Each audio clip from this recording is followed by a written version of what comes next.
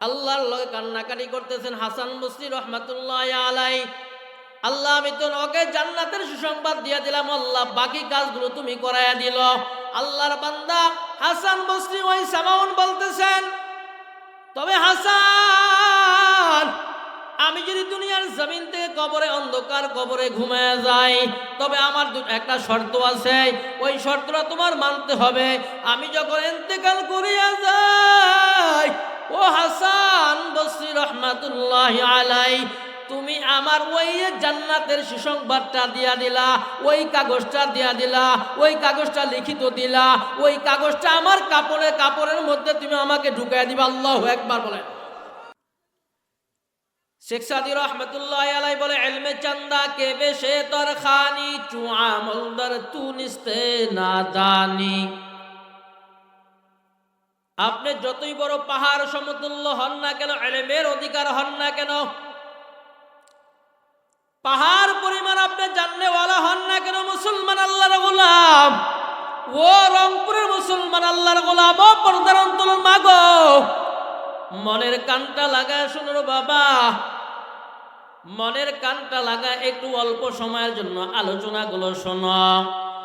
তোমার জন্য ফায়দাজনক হবে, আমার জন্য ফায়দাজনক হবে।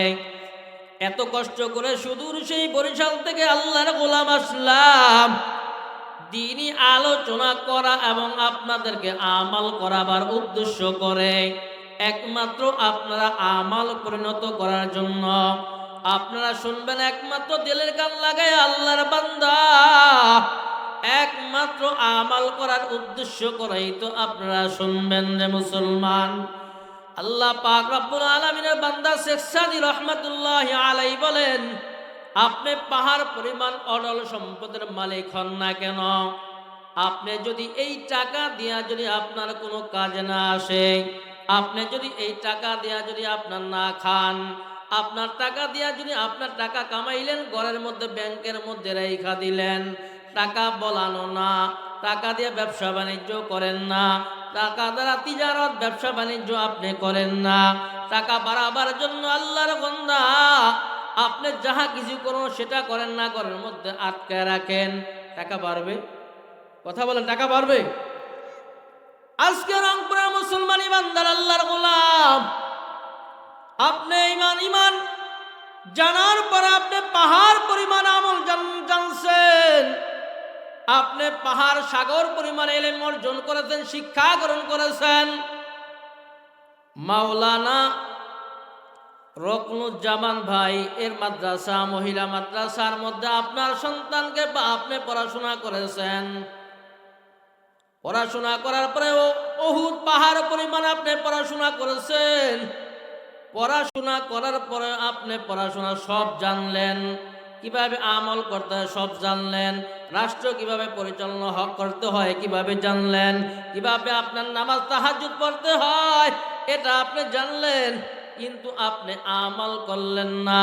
এটার মাধ্যমে কোনো ফায়দা আসবে নাকি? কথা বলেন, কোনো ফায়দা আসবে? তবে যদি অল্প আখলিস দীনাকা ইয়াকফিকাল আমালুল কলিল, হাদিস শরীফের মধ্যে বলা হয় আখলিস দীনাকা ইয়াকফিকাল আমালুল কলিল, অল্প আমল আপনি করেছেন, কিন্তু অল্প আমল আপনি করেছেন, অল্প আমল আপনি শিখেছেন, এরপর অল্প আমল আপনি জানার পরে আপনি আমল করতে পারলেন, আপনার জন্য নাজাতের উসিলা হয়ে দাঁড়াবে। আল্লাহু আকবার বলেন। কি বলেন? আপনি উহুদ পাহাড় পরিমাণ ইলম জানলেন কিন্তু আমল করতে পারলেন না, তাহলে এই আলেম যাই না আপনার কোনো লাভবান হতে পারবেন না। ঠিক না বে ঠিক? তাহলে আজকে থেকে শিক্ষা নেন, অল্প আমল শিখবেন, অল্প আমল শিখবেন, আমল করবেন। অল্প আমল জানবেন, জানার পরে কি করবেন? আমল করবেন। তাহলে কি বলা হয়? আজকে থেকে ওয়াদা নেন, আজকে থেকে ওয়াদা নেন, সিদ্ধান্ত নেন। আপনার আমার আগে আমার বাবা ছিল দুনিয়ায়, ঠিক না বেঠিক? আমার তালুই ছিল দুনিয়ায়, আজকে অনেকের বাবা নাই। দেখি বাবা নাই কার কার? হাত দু হাত উঁচু করে দেখান তো আল্লাহর আদালতে, বাবা নাই কার কার? বাবা নাই কার কার? নারায়ে তাকবীর। সকলে বলেন আল্লাহ এই মুহূর্তে এই রংপুরের মহিলা মাদ্রাসার মাহফিলের উসিলা করে আমার আব্বার কবরটাকে এই মুহূর্তে জান্নাতের বাগান বানান, বলেন আমিন। আরো জোরে বলেন আমিন। মাহফিল নিয়ে কোনো দ্বন্দ্ব আছে নাকি আপনাদের মধ্যে? ওলামায়ে কেরাম নিয়ে কোনো দ্বন্দ্ব আছে নাকি? আমরা কি জন্য দুনিয়ার মধ্যে আসলাম? আল্লাহর ইবাদত বন্দিকে আদায় করার জন্য আসছি। আল্লাহর বন্দিকে আদায় করা শিখাবে কারা? হক্কানি ওলামায়ে কেরাম। কারা? কথা বলেন কারা? হক্কানি ওলামায়ে কেরাম। আপনাকে আমাকে কি শিখাবে? দ্বীনি মুজাকারা, দ্বীনি লাইন আমাদেরকে হক্কানি ওলামায়ে কেরাম আমাদেরকে শিখাবে। কিন্তু তাদের প্রতি যদি আপনাদের ভক্তি, শ্রদ্ধা, সম্মান না থাকে, তাহলে কি আপনি শিখতে পারবেন? শিখতে পারবেন? আমাদের দিন নিয়ে আসছে কারা? প্রত্যেক যুগে যুগে রসুলেরা, নবী পয়গম্বরেরা। নবী পয়গম্বরের যুগ এখন আছে, কথা বলেন আছে। কিন্তু এখন যুগ কাদের? কথা বলেন কাদের? ওলামাদের যুগ। এখন হক্কানি ওলামায়ে কেরামকে যদি সম্পর্ক আপনি রাখতে পারেন, এই হক্কানি ওলামায়ে কেরাম আপনাকে রাইখা কাল কিয়ামতে যদি আপনাদের এই মুফতি সাহেবকে বলা হয় আপনি জান্নাতে চলে যান, আল্লাহ পাক ওনার ব্যাপারে যদি আল্লাহ পাক অর্ডার করে আপনি জান্নাতে চলে যান, তখন তো আপনারা সকলে ধরবেন রকুন জওয়ান সাহেব।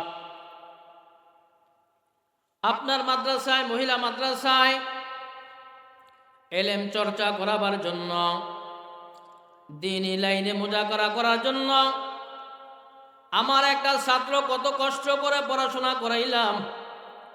আপনার মাদ্রাসাটায় আমার ছাত্রটা কত কষ্ট করে দিলাম।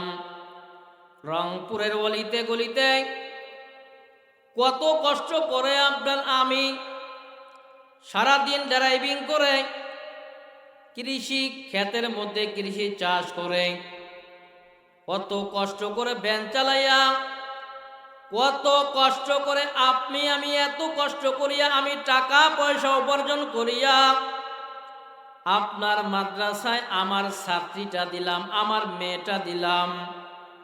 আমার সাধ্য মোতাবেক এত রৌদ্রের মধ্যে আল্লাহর গোলাম এত কষ্ট করে চৈত্র মাসের মধ্যে কত রোদ, এই রৌদ্রের মধ্যে আমার অনেক কষ্ট ক্লেশ করিয়া আমি টাকা উপার্জন করিয়া আমি আপনার মাদ্রাসায় বোর্ডিংয়ের জন্য একটা চালের বস্তা আমি দিলাম। আল্লাহু আকবার। একটা চালের বস্তা আমি আপনার মাদ্রাসায় এতিমখানার ছাত্রীদের জন্য, আপনার মাদ্রাসায় আমি একটা বস্তা চালের ব্যবস্থা করিয়া দিলাম। ওই চাল আমার খাইয়া এই মাদ্রাসায় প্রতি বছর হাফেজে কোরআন হইল, ইলমে দ্বীন শিক্ষা করা কত কষ্ট করিয়া পড়াশোনা করতে আমি দেই নাই। আমার মাদ্রাসায়, আপনার মাদ্রাসায় একটা বস্তা চালের ব্যবস্থা করিয়া দিলাম। রুকনুজ্জামান এই মাদ্রাসার আপনি মুহতামিম সাহেবকে বলবেন, আজকে আমি একটা গুনাহের কারণে আজকে আমি জান্নাতে যাইতে পারি না,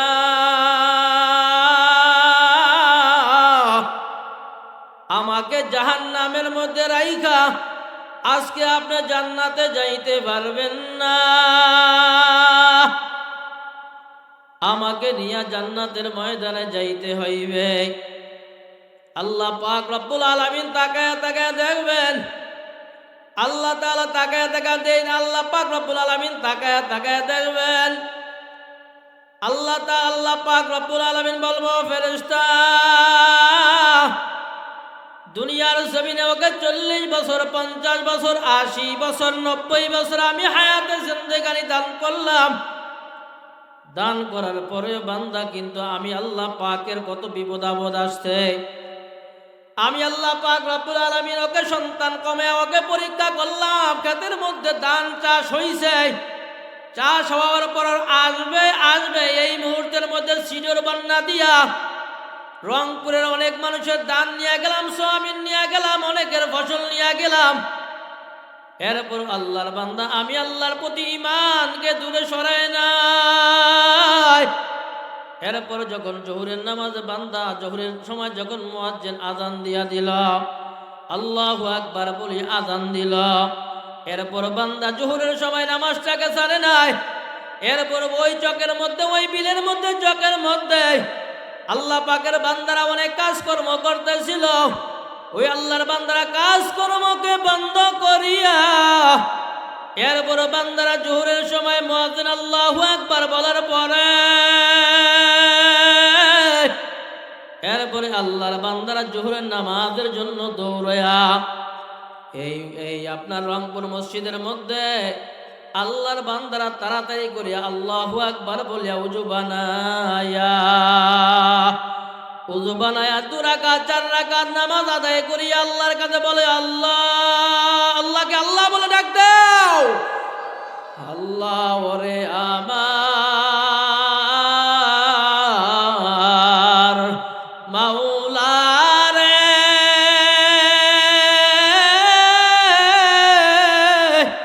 ওরে আমার মাবুদ রে, আরো জোরে বলো, ওরে আমার মাওলা রে,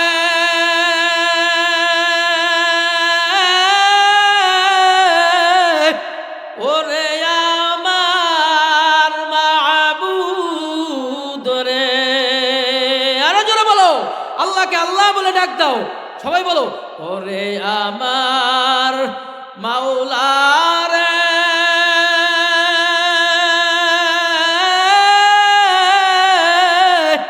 ওরে আমার মাবুদ রে, তোমাকে খুঁজে আমি পাইলাম না, তোমাকে পাইবার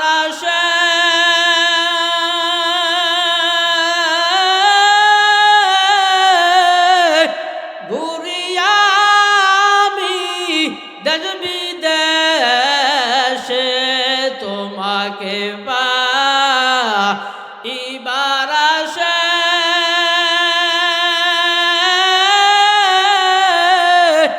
ঘুরিয়া আমি দেশ বিদেশে,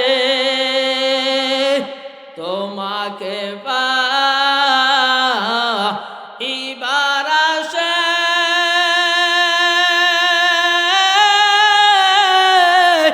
ঘুরিয়া আমি দেশ বিদেশে, টঙ্গীর ময়দানে করলাম বিছানা, চরমনাইর ময়দানে করলাম বিছানা। ও আল্লাহ পাকের বান্দা, ও যুবক, ও আল্লাহর পাকের বান্দারা, ও পর্দার অন্তর মা বোনেরা, ভালো করিয়া শুনিয়া বুঝিয়া শুনিয়া মাওলার কবরে যাও। মাওলার কবরে কোনো দলের পরিচয় নাই, মাওলার কবরে কোনো বাহাদুরের পরিচয় নাই, মাওলার কবরে কোনো এমপির পরিচয় নাই, মাওলার কবরে কোনো দলের পরিচয় নাই, কোনো আওয়ামী এমপির কোনো পরিচয় নাই, মাওলার কবরে কোনো কে মুফতি সাহেব, কে মুফাসসির সাহেব, কে মুহাদ্দিস সাহেব, মাওলার কবরে এগুলোর পরিচয় নাই। আল্লাহ পাক রব্বুল আলামিন বলে, ইয়া আইয়ুহাল্লাযীনা আমানুত্তাকুল্লাহ, আল্লাহ পাক রব্বুল আলামিন বলে, ও বান্দা, দুনিয়ার জমিনে আমি আল্লাহ পাক রব্বুল আলামিন তোমাকে পাঠাইলাম। এই দুনিয়ার জমিনের মধ্যে যাওয়ার পরে আমি আল্লাহ পাক রব্বুল আলামিনের হুকুম আহকাম আদায় করো। আমি আল্লাহ পাক জমিন বানাইলাম, আমি আল্লাহ পাক তোমাকে আসমান বানায়া দিলাম, আমি আল্লাহ পাক গরু বানাইলাম, আমি আল্লাহ পাক মহিষ বানায়া দিলাম, আমি আল্লাহ পাক সব দুনিয়ার জমিনে বানাইলাম। বানাবার পরে সব মাখলুক দুনিয়ার জমিনে মানুষ এবং জিন ছাড়া দুনিয়ার জমিনে যাহা কিছু আছে সব তোমার অনুগত করে। গরু গরুকে এত কষ্ট করিয়া দুনিয়ার জমিনে লালন পালন করো। আল্লাহ পাক রব্বুল আলামিনকে বলিয়া দিয়েছেন, ও জানোয়ার, ও গরু, ও দুনিয়ার জমিনে দুনিয়ার মানুষরা দুনিয়ার জমিনে তোমাকে জবা করিয়া তোমাকে বক্ষণ করবে, তুমি তাকে কাল কিয়ামতের ময়দানে যখন এই মাদ্রাসার ছাত্রদেরকে বলা হয় জান্নাতে চলে যাও, তখন আপনি দৌড় মাইরা তাকায়া ধরবেন একটা গুনাহের কারণে আজকে আমি জান্নাতে যাইতে পারি না, একটা গুনাহের কারণে আমি জান্নাতে যাইতে পারি না। তুমি আমাকে নিয়ে আজকে তোমাকে জান্নাতে যেতে হবে। আল্লাহ পাক তাকে দেখা দেখবে, আর আল্লাহ পাক রব্বুল আলামিন বলবে, ও ফেরেশতা, এত কষ্ট করিয়া আল্লাহর বান্দা সারা দিন দিবারাত্র এত খাটাখাটি করিয়া, এত যত্ন করিয়া, কত কষ্ট করিয়া টাকা পয়সা উপার্জন করিয়া আল্লাহর বান্দাটা এত কষ্ট করিয়া উপার্জন করে এই মাদ্রাসায় যেহেতু দিয়েছে, ও ফেরেশতা, ফেরেশতা তোরা সাক্ষী থাকো, আমি আল্লাহ পাক রব্বুল আলামিন ওর জীবনের গুনাহগুলো মাফ করে ওকে জান্নাত দান করলাম। আটু আসতে কোন, আরো জোরে বলেন। আল্লাহ পাক এই মাদ্রাসা উসিলা মাফ করবে কি করবে না? একটা সন্তানকে যদি আপনি আলেম বানায় যাইতে পারেন, একটা সন্তানকে যদি আপনি হাফেজ বানায় যাইতে পারেন, আল্লাহ পাক রব্বুল আলামিন বলবে, ও বান্দা, দুনিয়ার জমিন থেকে সকল মানুষ চলে যেতে হবে, তোমার বাবা যে আজকে দুনিয়ার জমিনে নাই, এমন একটা দিন আসবে, ও বান্দা, আগামী বছর মাহফিল চলতে থাকবে, দেখা যাবে এর মধ্যে যারা অনেকে আছে, আগামী বছরের মধ্যে অনেক আল্লাহর বান্দা আর দুনিয়ায় নাই। হতে পারে কি পারে না? হতে পারে কি পারে না? এর মধ্যে অনেক আল্লাহর বান্দারা অনেক দুনিয়ার জমিনে থাকবেন না। দুনিয়ার বাবারা দুনিয়ার জমিনের মধ্যে একবার যদি আপনি মামলার মধ্যে ঠকিয়া যান, বা আপনার এই জমিনের মধ্যে এবছর ফসল হয় নাই, আশা করা যে আগামীতে হবে কি হবে না।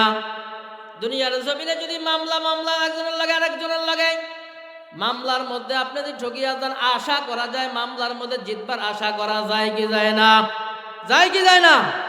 আপনি দুনিয়ার জমিনে পরীক্ষা দিয়েছেন, এই পরীক্ষার মধ্যে আপনি এসএসসির মধ্যে এবার ফেল করেছেন, আশা করা যায় আবার দ্বিতীয়বার পরীক্ষা দিলে পাশ করার আশা করা যায় কি যায় না?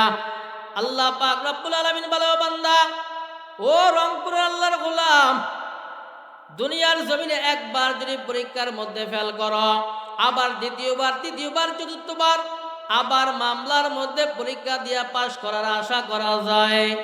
এই দুনিয়ার জমিনের মধ্যে তোমার আমার বাবা গত বছর এই দিনের মধ্যে এলাকার মধ্যে ছিল, আজকে আবার ডানের দিকে তাকাও, বামে তাকাও, অনেকে তোমাদের বাবা নাই, মাও নাই। এমন একটা দিন আসবে রে বাবা, মাহফিল চলবে, মাদ্রাসা চলবে, তুমি আর আমি দেখা যাবে আর দুনিয়ায় থাকবো না। বাবারা এত টাকা রাখবো ঘরের মধ্যে, এই শীতের রজনীর মধ্যে তুমি আর আমি ঘরের মধ্যে 2টা 3টা কম্বল লাগায় ঘুমাইতে পারি না। তোমার আমার বাবা আজকে ওই রংপুরের শহরের মধ্যে তুমি কবরস্থানের মধ্যে, গোরস্থানের মধ্যে রাইখা আসলা, ওই গোরস্থানের মধ্যে জানালা নাই, কপাট নাই, উপরে কোনো আসার কোনো জায়গা নাই, নিচে মাটি, সামনে মাটি, পিছনে মাটি, সর্ব জায়গায় মাটি, ওই জায়গার মধ্যে কোনো জানালা নাই, কপাট নাই। কিন্তু ওখানে যদি তুমি আর আমি আল্লাহকে আপন না বানায় যাই, তোমার আমি এত টাকা আল্লাহকে ডাক দিব, আল্লাহ কোনদিন তোমার আমার ডাকে সাড়া দিবে না। হাসান বসরি রহমাতুল্লাহি আলাইহি, আপনার নাম শুনছেন? হাসান বসরি রহমাতুল্লাহি আলাইহি। হাসান বসরি রহমাতুল্লাহি আলাইহি এক ইহুদি এক আল্লাহর বান্দাকে দাওয়াত দিতেছেন অনেক দিন পর্যন্ত।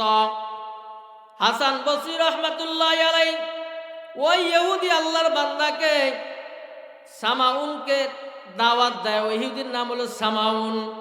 সামাউনকে ডাক দেয়, দাওয়াত দেয়, আর বলতেছে, ও সামাউন, তুমি আল্লাহর দিকে আসো, কালেমা পড়ে মুসলমান হয়ে যাও।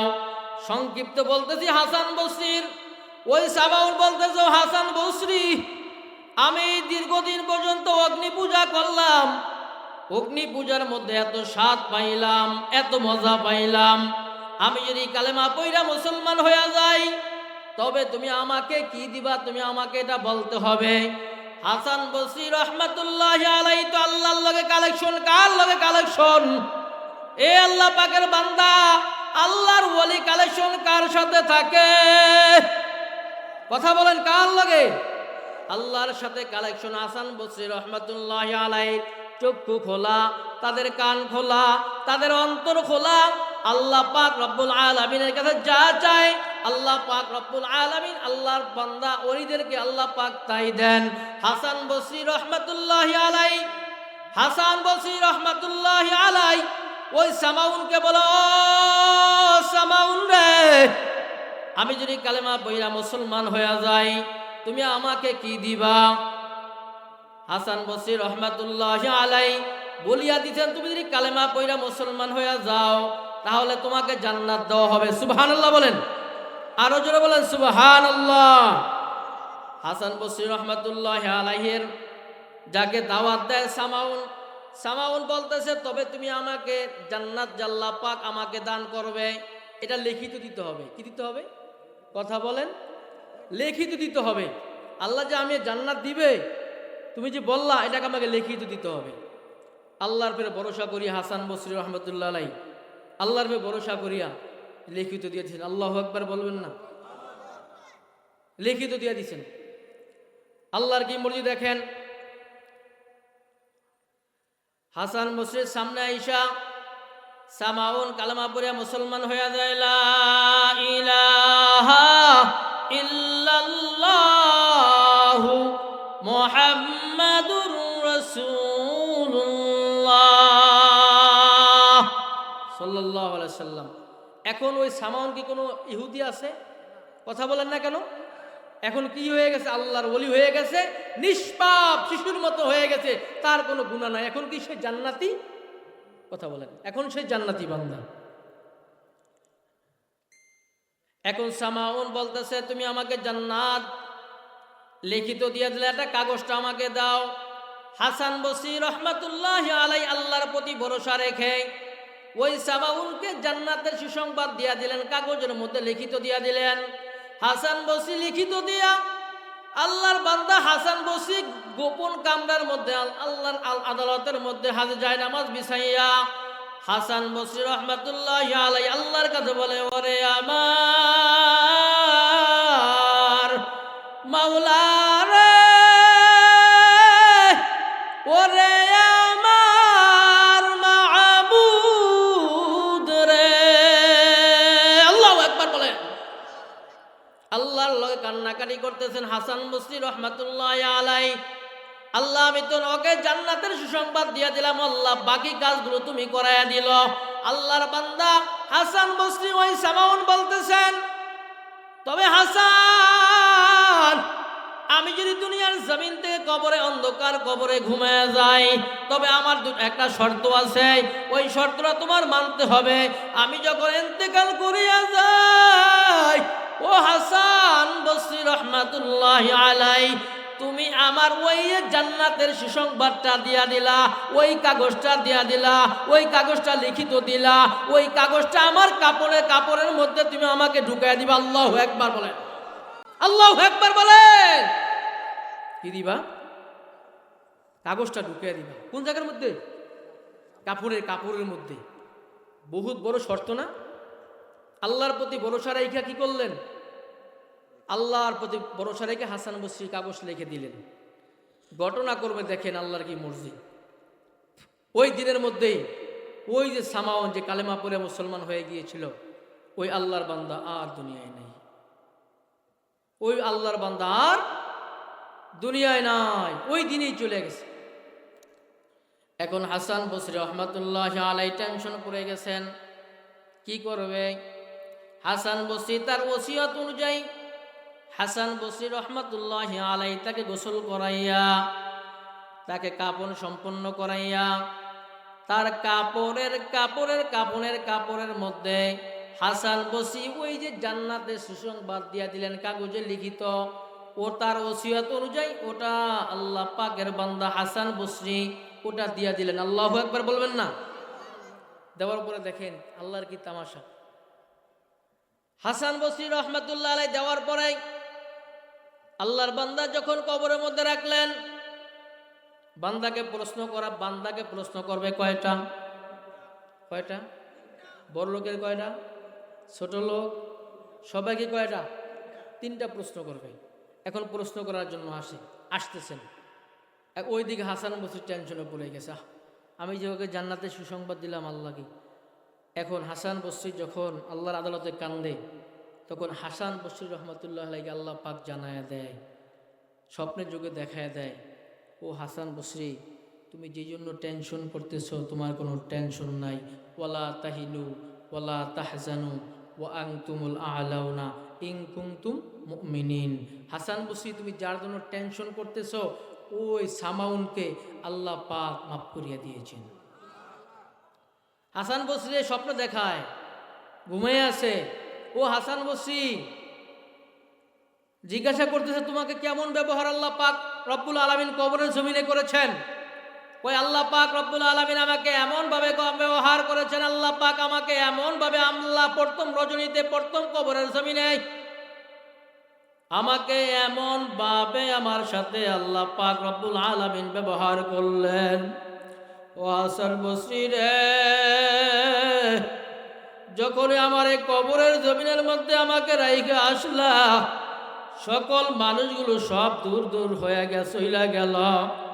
আমি হাসান বসরি তো আমার টেনশন, আমি দুনিয়ার জমিনে অগ্নি পূজা ছিলাম, অগ্নি পূজা করতাম, আমি আল্লাহকে আল্লাহ বলে মানি না, আমি আল্লাহকে আল্লাহ বলে স্বীকার করি না, আমি শুধু কালেমা পড়িয়া আমি কবরে চলে আসছি। তুমি আমাকে জান্নাতের সুসংবাদ দিয়া দিলা। আমার সামনে যখন মুনকার নাকির প্রশ্ন করার জন্য আসলো, তখন দেখলাম ওই কাগজটা পড়াপড় করিয়া ডান দিক দিয়ে আগুন আসতে পারে না, জাহান্নামের আগুন আসতে পারে না, বাম দিক দিয়ে জাহান্নামের আগুন আসতে পারে না। আর কেমন জানি কাগজটা বলে, ও জাহান্নামের আগুন। হাসান বসরির কথায় আল্লাহর বান্দা কালেমা পইরা মুসলমান হইয়া গেল। ওই ব্যক্তির কবরের মধ্যে আর জাহান্নামের আগুন স্পর্শ করবে না। ও হাসান বসরি, তুমি যে কাগজটা আমাকে লিখিত দিয়া দিলা, ওই কাগজটা তোমার কাগজ, তুমি নিয়ে নাও। আল্লাহ পাক রব্বুল আলামিন তুমি এই কাগজের উসিলা করে আল্লাহ পাক রব্বুল আলামিন আমার জীবনের সব গুনাহগুলো মাফ করে, আমার চিরতরে জীবনের সব গুনাহ মাফ করে আল্লাহ পাক আমাকে জান্নাত দান করে দিলেন। ও রংপুরের মুসলমান আল্লাহর গোলাম, একটা কাগজের উসিলা যদি আল্লাহ পাক রব্বুল আলামিন একটা আল্লাহর বান্দা, মুমিন বান্দা, আল্লাহর ওলির কথা শুনিয়া যদি আল্লাহ পাক মাফ করতে পারে, তুমি আর আমি যদি ওলামায়ে কেরামের সাথে ভালো সম্পর্ক রাখতে পারি, তুমি আর আমি যদি ভালো সম্পর্ক রাখতে পারি, তুমি আর আমি যদি এই মাদ্রাসার দিকে একটু নজর রাখতে পারি, তুমি আর আমি যদি ভালো কাজের মধ্যে সহযোগিতা করতে পারি, আল্লাহর বান্দা, আল্লাহ পাক কিয়ামতের ময়দানে তোমার আমার কবরের মধ্যে জাহান্নামের আগুনের মধ্যে ফালাবে না। আল্লাহ পাক রব্বুল আলামিন বলে, ও বান্দা, দুনিয়ার জমিন থেকে আসার পর এক একটা ওসিলা বানাইয়া দুনিয়ার জমিন থেকে আসো, একটা সন্তানকে কোরআনের আলেম বানাও। তবে কোরআনের আলেম বানাতে যাইয়া মাদ্রাসার ওস্তাদের সাথে কোনো মুআমালাতের ক্ষেত্রে, মাদ্রাসার ওস্তাদের ক্ষেত্রে কোনো শত্রুতা আমি রাখিও না, মাদ্রাসার সাথে শত্রুতা আমি রাখিও না। আল্লাহ পাক রব্বুল আলামিন যখন এই মসজিদ মাদ্রাসার কিয়ামতের ময়দানে বলবেন, ও মাদ্রাসা আজকে জান্নাতের ময়দানে যাও, আল্লাহ পাকের এই নবীর ঘরগুলো দাঁড়ায় থাকবে। আল্লাহ পাক রব্বুল আলামিনের কাছে বলবে, ও আল্লাহ, ওই অমুক বান্দা এত কষ্ট করিয়া, আল্লাহর বান্দারা অনেক কষ্ট ক্লেশ করিয়া, এত রৌদ্রের মধ্যে টাকা পয়সা উপার্জন করিয়া, খাটাখাটনি করিয়া তোমার নবীর ঘরের মধ্যে মাদ্রাসায় দিল। আমি মাদ্রাসা যতক্ষণ পর্যন্ত ওই গুনাহগার আল্লাহর বান্দাকে জান্নাতের ময়দানে আমার ভিতরে না দিবা, আমার মাদ্রাসার মধ্যে না ঢুকানো হবে, আমি মাদ্রাসা আল্লাহর জালালিয়াতের কসম করিয়া বলি, আমি তোমার মাদ্রাসা কিন্তু জান্নাতে যাব না। তোমার আমার এই কষ্ট ক্লেশের কারণে এই মাদ্রাসাগুলো কিয়ামতের ময়দানে আল্লাহ পাক রব্বুল আলামিন জান্নাতের ও সার্টিফিকেট দিয়া দিবেন, তোমাকে আমাকে রেখে এই মাদ্রাসাগুলো জান্নাতে যাইবা না। এই জন্য আল্লাহর বান্দারা, ও দুনিয়ার বাবারা, ও দুনিয়ার পর্দাওয়ালা মা বোনেরা, তোমার আমার বাবা এই জমিনের মধ্যে কতগুলো জমিন দুনিয়ার জমিনে কামাই করে রেখে আস গেল। তোমার আমার বাবা কবরে কিন্তু একটা জমি একটা সুতাও নিয়ে যাইতে পারে নাই। তোমার আমার বাবা কত কোটি কোটি টাকা কামাই করিয়া গেল। এই রংপুরের মধ্যে কতগুলো বাড়ি বানায়া গেল। এই বাজারের মধ্যে কত ব্যবসায়ী ভাই কত সুন্দর সুনামের সহিত ব্যবসা বাণিজ্য করেছে। অনেক তোমার আমার বাবা আজকে দুনিয়ার জমিনে এই বাজারের মধ্যে কত দোকান রাইখা গেল। তোমার আমার বাবা আজকে দুনিয়ায় নাই। কেমন জানি তোমার আমার বাবা আজকে ডাক দিয়া বলো, আব্দুল করিম, ও রহিমা খাতুন রে, আমি কতগুলো জমি দুনিয়ার জমিনে রাইখা আসলাম, আমি 5টা 7টা বাড়ি রাইখা আসলাম। এই দোকান এই বাড়িগুলো এই দোকানদারি আমি করেছিলাম। আমি একটা দোকানও কবর আসতে পারি নাই। আমি সব তোমাকে মালিক বানায়া দিলাম। আল্লাহ পাক কিয়ামতের ময়দানে যখন বলবে, ও আব্দুল করিম, ও রহিমা খাতুন রে, একটা গুনাহের কারণে তুমি জান্নাতে যাইতে পারো না, তবে একটা ছাত্র তোমার দান করার কারণে তোমার শান্ত ছাত্ররা মাদ্রাসা আল্লাহর ওলি হয়েছে, দিনদারওয়ালা হয়েছে, নামাজিওয়ালা হয়েছে, তোমার কারণে মাদ্রাসা সুন্দরভাবে চলেছে। ও আল্লাহর বান্দা, ও আমার সন্তান, ওই মাদ্রাসার জন্য 10,000 টাকা দিয়া আমার জন্য একটু দোয়া কর। ও সন্তান, তুমি তো দেখো না, তুমি তো দেখো না রে সন্তান, আমার কবরের মধ্যে জাহান্নামের আগুন জ্বলতেছে। আমার কবরের মধ্যে একটা নয়, 2টা নয়, 99টা সাপ জমা হয়ে গেল।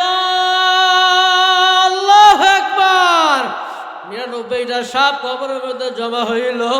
ও আল্লাহ পাকের বান্দারা, ও রংপুরের আল্লাহ পাকের বান্দারা, টাকা নিয়ে কেউ কবরে যাইতে পারে নাই। তুমি আর আমি, তোমার বাবা টাকা নিয়ে কবরে যাইতে পারে নাই।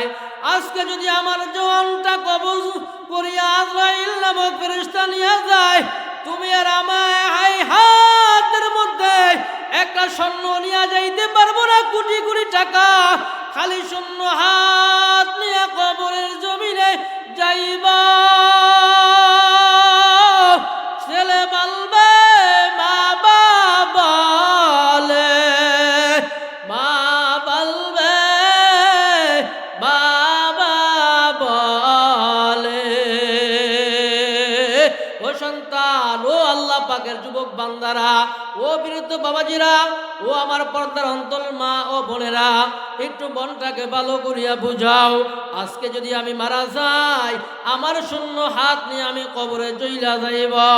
এই জন্য নিজের মন থেকে, কোন আল্লাহর বান্দারা আছে এই মাদ্রাসা এতিমখানার ছাত্ররা, তুমি আর আমি ফজরের আগে আগ মুহূর্তে কত সুন্দরভাবে ঘুমায়া থাকি, আমার আল্লাহ পাকের লগে সম্পর্ক নাই।